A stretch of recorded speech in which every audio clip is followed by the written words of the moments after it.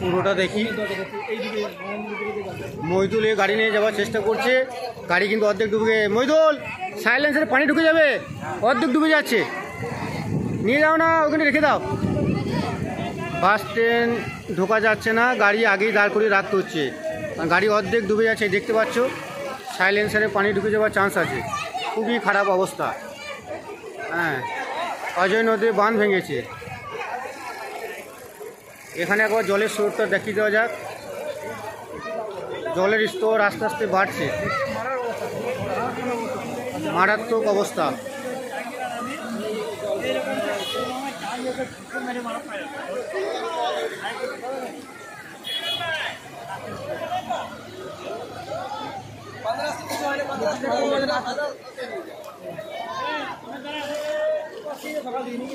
না দেখিনি তো।